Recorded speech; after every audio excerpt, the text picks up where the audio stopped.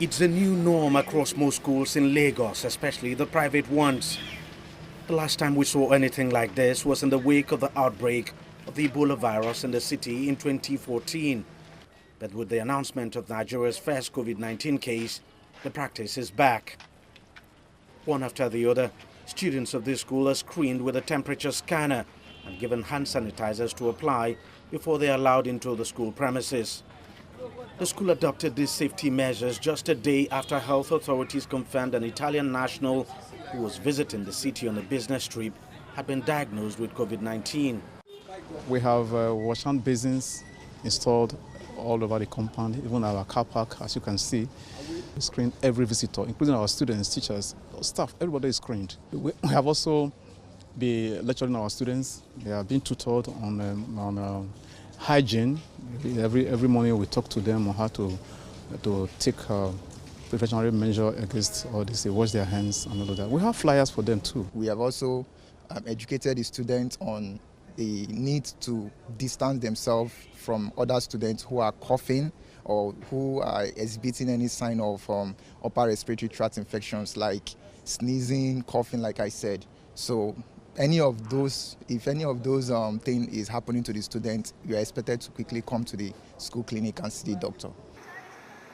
As it is with schools, so it is with churches.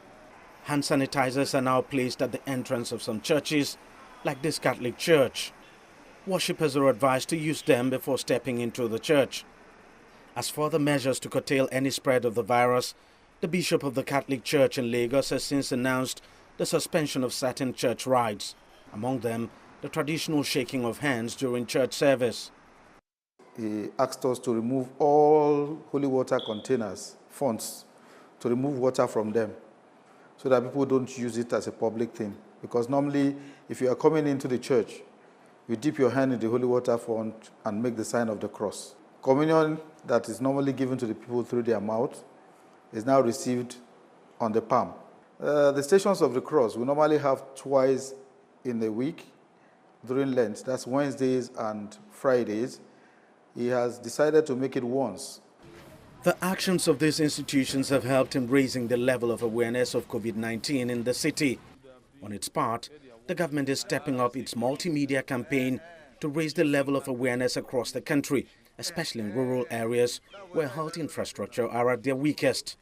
Meanwhile, the Nigeria Center for Disease Control says there's been no new confirmed case of COVID-19 in the country, but that it is investigating 18 suspected cases.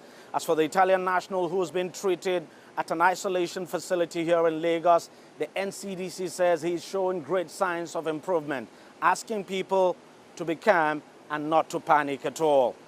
Deji Badmos, CGTN, Lagos, Nigeria.